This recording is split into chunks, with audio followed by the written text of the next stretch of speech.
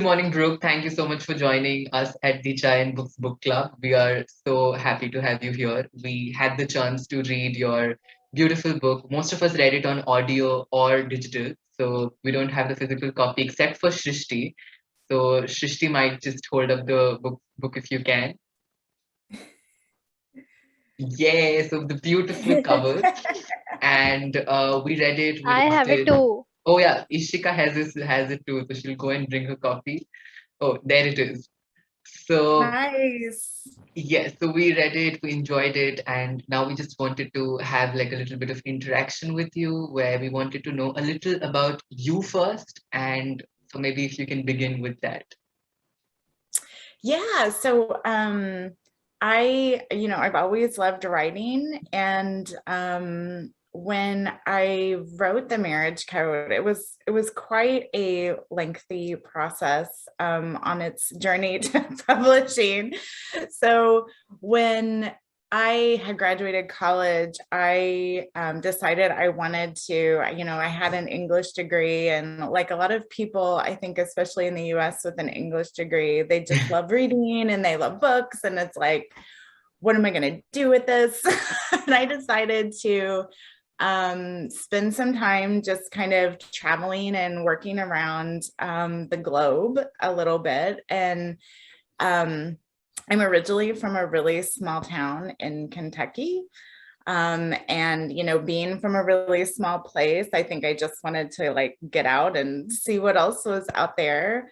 And that's sort of how I ended up in Bangalore. And so I was working for a tech company, and I met my husband there. So we were both like basically starting new hire orientation on the same day. And I was like, who's this guy? And so when, that's how we met. And when I moved back to the US a few years after that, I was like, everybody kept saying, especially all of our friends there, they're like, this would be a great movie, like our story.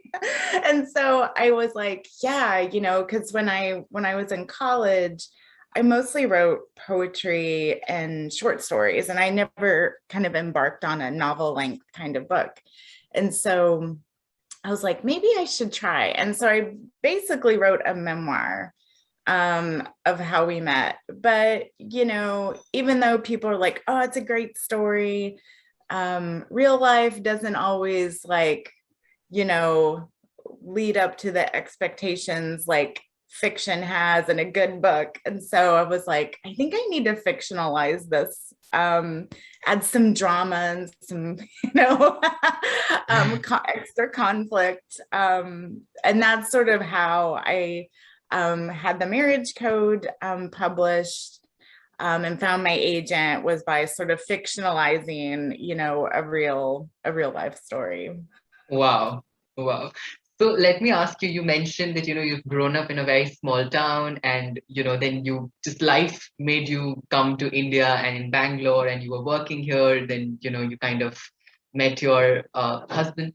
So from what we know, the media kind of portrays India and Indians in a very different light when you are in the Western countries. So was there any sort of, prejudice or stereotype which you knew about India, and then when you came here, you saw it's completely different? Like, did you have a cultural shock? I had lived in Prague. So when I was in college, I had gone to school in France for a semester, and then I lived in Prague for 2 years before going to India. Um, I briefly came back to the US because I was in Prague for 2 years and I was teaching English overseas. And I was like, where do I want to go next? And for some reason, and this is why I'm kind of one of those people that believes in fate, is I was like, I want to either go to Poland, Hungary, or India, which of course, like, India has nothing to do with like Poland or Hungary. um, so that's sort of how I found the job. And I don't know if I had a lot of like, I know what you mean. I don't know if I just think I didn't know what to expect. Right. And so I tried to ask as many people as I could. So there was a like an Indian restaurant that my friends and I would go to a lot. So I started like interviewing the waiters about, like what to expect. And, I honestly, and this was just to keep in mind, like 2004. So like is a pretty different Different country than India. it is Yeah. now. Yeah. And so I was like asking the waiters, and then I would go to the Indian grocery where I would like buy my spices and stuff. And I was like, would interview like the guy who worked at the counter and just ask, because you get these like a Lonely Planet book or something like that, and you're reading and it's like conservative dress and like sorry, and I was like, oh my gosh, like what do I wear?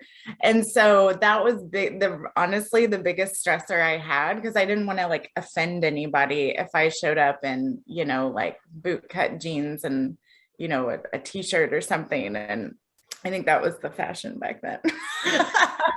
So I tried to do as much homework as I could, and I got varying degrees of feedback. I think like depending on where people were from, it's like I talked to somebody who is from like Mumbai and they're like, you can wear whatever you want. And then I talked to somebody who was from like a small town in Andhra Pradesh.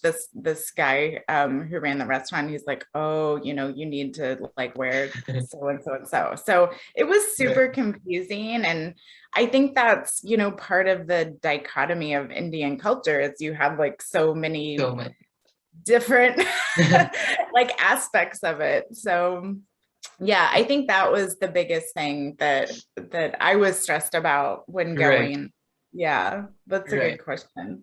So, on that note, I would kind of want to ask, because both Shrishti and Ishika here felt that, the book was very reminiscent of uh, films like that we have grown up watching, like Kabhi Khushi Kabhi Gum.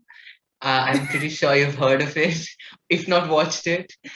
So let me ask you, what is your relationship with Bollywood? When you were here, did you consume Bollywood films? Do you still watch Bollywood films? And if you do, then what's your favorite?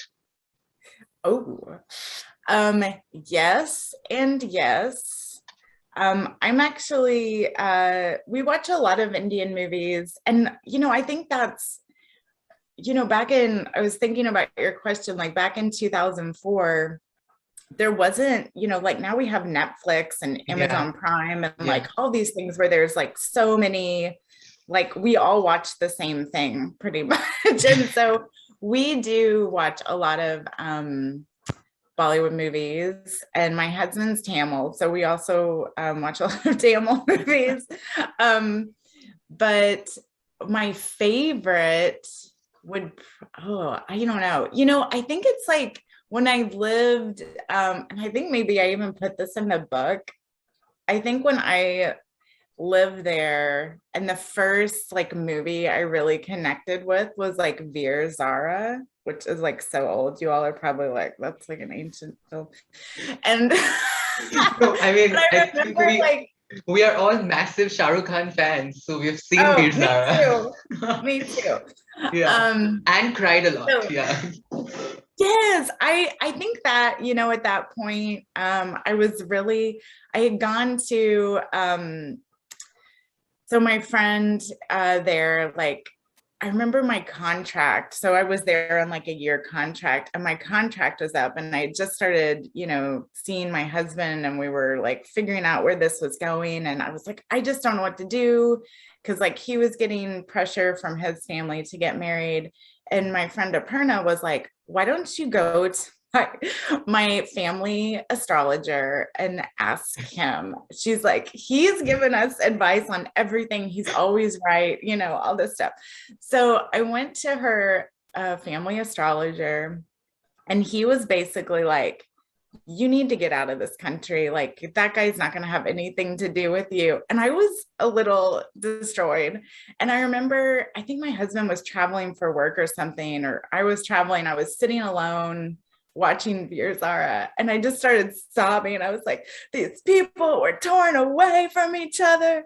And then they came back, and it was like even still remembering that moment, it just like, you just sort of like feel it in your chest. So I think that's kind of like my all-time, if I just want to feel like a little like broken and then like, put back together. But I love, I'm actually in a Bollywood dance troupe here in Austin. So I love like the dance too. And that kind of started when I lived in Bangalore, and I used to do like Bollywood dance aerobics. And I just love the music. And so Right. we, we've been sort of practicing lately, but it's usually we build up to a big performance, and that's another way that's pretty fun to just like stay connected with the Right. music and films and all that. Right. And I think it would be so much fun because a lot of Indians might come there. So it's also a good way to, still talk to and get along with the Indian diaspora audience that's there. Right. Yeah. Right. Yeah. So you might already know that, we Indians have a lot of different food. I mean, we have a plethora of food, like because your husband is Tamil, so I'm pretty sure you know about the proper authentic South Indian dishes. You might know about the different North Indian dishes, which is kind of more famous in the West, like butter chicken and butter naan and kebabs and all that. So, so what's your relationship with food? Did you get a chance to explore? Do you still eat them? Did you learn to make them? Yeah, and that, I mean, probably came through in the book, because a lot of people I know, when they read it, they're like, oh, I got hungry. So I love Indian food. I'd always loved it. But before I went there, it was really like what you were, I mean, I'm a vegetarian, but like that kind of like butter chicken, like whole, like that North Indian food, like that is all I had had. Right. And I never had Indian food until I went to college, because like where I grew up, we didn't have it, and we didn't have much of anything restaurant wise. So when I moved to Bangalore, all of a sudden it was like, what's this? And what's this? And like, what's a dosa? And like all these, new like South Indian things that I never had. And, loved going to like Andhra restaurants where they like just come by and like, dump the rice and like sambar and all that stuff. That's like, in fact, when we go back, that's like our number one thing. Even though we do have a lot of those restaurants here in Austin, Texas, where I live, because there's a really big South Indian population. So that's really cool. We usually try to hit one of those up every weekend. But there's certain things that my mother-in-law makes that I've tried to learn how to make. Like one of those things is parapusli. Right. Yes. Did I say that right? Purposely, you call it purposely. Yeah, purposely. So things like that. And then like I don't make dosa batter from scratch, but my husband does. Like he's really into cooking too. So there's certain like little niche things that they make that used to seem like really daunting to me, like banana flour. Like I love banana flour, and those are just some things that are really like I would have never tried to make those. But then, like you sort of like get in the practice and figure out how much of each spice to put in. And so yeah, I should do more cooking. We've sort of been relying on a lot of takeout lately. So but yeah. We can understand. So kind of going back to the book, do you have a favorite scene which you enjoyed writing the most in the entire book? Ooh. That's a hard question. There's certain I think like towards the end, because the two characters have gone through so much. And when everything sort of comes together, like at the end where like his family is like kind of on the edge of accepting her, and she's like, what's happening? Because she's just like, I'm gonna give up and like leave because I'm gonna destroy this guy's life. I think that's kind of like my favorite scene. You know, there's a thing you go through, I think, as an author, where you're like sort of, I don't want to say like tearing down your characters, but like you torture them a little bit, and like, you know, they have to work to that like climax and that moment where like everything's going to be okay. And I think that moment when everything is okay and you're like, wait, is this going to work out? I think that's kind of my favorite moment to write, because it feels like kind of the end of the journey. Right. So that one was really satisfying, I think, for me, because I'm what you call like a pantser, so like people who don't do a lot of plotting, and so you're just like writing, and then it's like, how is this going to end up? And sometimes you don't even know, and it just like sort of happened that way. And I was like, oh yeah, like I love those big, like my family's really close too, so like pretty much in all my books, like there's a lot of family stuff in there. So I think like having that family, and then like she's like, oh my God, is this really going to happen? And he's like, is my family going to be okay? And then with all of this, and that was a really like fun moment for me. Right. And also all the food, you know, like I also made myself hungry while I was writing the book. So that was fun too, writing all the food scenes. Right. I think one of the very unique experiences of marrying a person of a different culture is, and also when it's a different religion, is to have a different ceremony, the marriage ceremony in itself.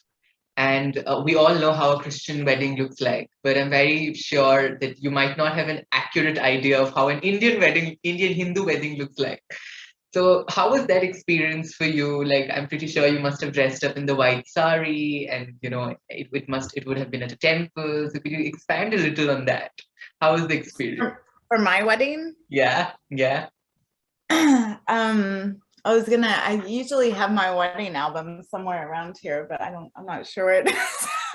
Our wedding, so my husband's also from a really small town. Right. And we had, he just walked past my office door and gave me a look.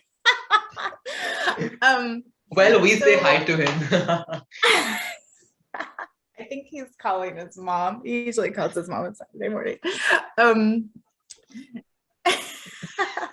So our wedding was, you know, one of those, I think like I had no idea what to expect, because it happened really fast too. Mm-hmm. So in the US, usually, like, for example, we just got a save the date for somebody we know, like a friend's wedding that's happening in June next year. Right. So it's like you have like 9-10 months of planning and like all this stuff. And when he proposed, I feel like it was like 2 months or something, or 3, you know, maybe 3. It was like really fast. And I was like, okay, like I don't even think I like invited all my friends, like, because it was just like a whirlwind and it was crazy. And so we had, and then also in the US, you don't invite like 1,000 people to the wedding, right? You have like 50, 100. Yeah. So when we went, and I had gone to a few people's weddings, like a few colleagues and like friends, family. And so I knew like, oh, like how gorgeous they were, and like how many people, how big it is. Yeah. But I was not prepared, I think, for my own, where like I showed up and I'm like, this is a giant hall, you know, it's just like so big, like the size here of like what I would say like bigger than a high school gymnasium, like where they have basketball games and stuff. Right. And I was like, okay, like how many people are coming to this thing? And so the clothes was of course, like really fun, like going shopping. And my mother-in-law was like, what about this one? And what about this one? And so I loved, and I love saris and like I love fabric. And so like dressing up was always, it's always fun. But we had, but then at the day of the wedding, like my family came into town. And he's from, I don't know where you all are located, but he's from the town Salem, like in Right. Canada. Right. So Yeah, so it's a pretty small, like, we know, yeah. yeah. So my parents were kind of like, oh, and then they were gonna like write a paper, like an article in the newspaper about our wedding. Like it was kind of just like a funny, like big thing. But yeah, showing up and just having like all the people and like everything's in Sanskrit and not knowing what's going on. Like I didn't really say a word through the whole wedding. And then I was like, oh, is it over? It's like, yeah, it's done. You're married. Oh, okay, it's done now. So it was really fun. There's a lot of smiling because we had to take like 1,000 pictures with nobody. I mean, I'm sure if you all are married, you know what I mean. It's like so and so your Like none of us are yet married yet, but we know that that's a customary custom that happens at all Indian weddings. Like every single guest will come and they'll stand, and I don't know for what they want that proof that they came to your wedding. Like who wants that proof? But it's just a custom, and it's been going on since forever. So they will just come and stand, and they'll interact, and they'll be like, and you keep fake smiling, and yeah. Yeah. So before, just from me to you, make sure you do some like cheek exercises, before you go, so you don't get tired. Because I remember that's what I was thinking. I was like, ow, like my cheeks have never felt this sore before. Yeah. So yeah, it was a really unique experience, and just really fun, and just different. And my husband like basically like made a guide for my parents of like what was happening at each stage, since they didn't,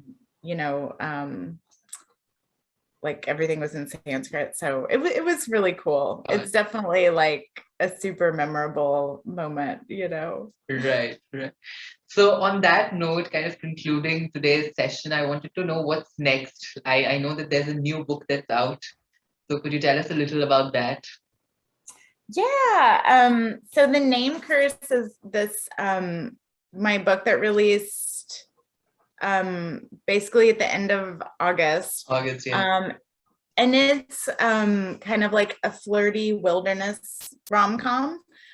So it takes place in Alaska, and it's about two characters. So one's like a grumpy screenwriter, and the other is sort of like a struggling woman who's like not really dealing well with her father's death, and it's just kind of like stuck in a rut.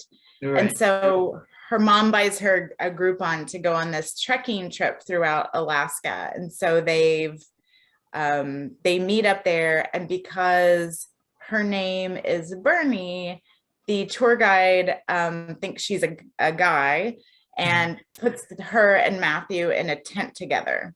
And so she's forced to, these two people are forced to share a tent throughout the hiking. The one bed trope, yeah.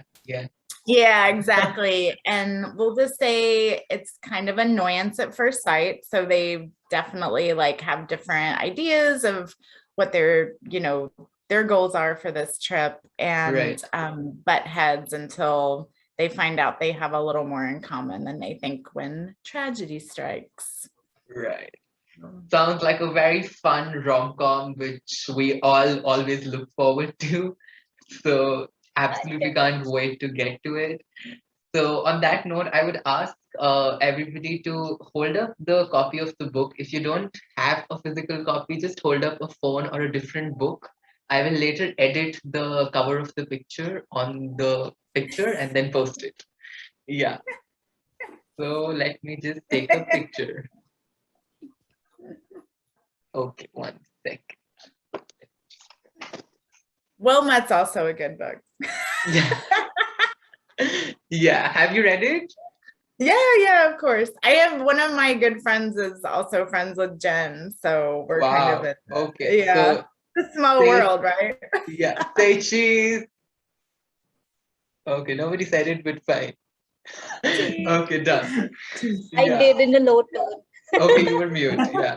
So any final thoughts, guys? Anybody has anything to say? Shrishti, Ishika, the floor is yours. Anuradha, anyone? Okay. Yeah. Okay. So Shrishti saying I something. really, huh, I really liked because it was very, easy breezy kind of read. And this month was not really good in terms of reading, means other books, and this kind of, you know, what? It, it uplifted the thing, the reading mood and Yeah, everything. I liked it. I And would agree.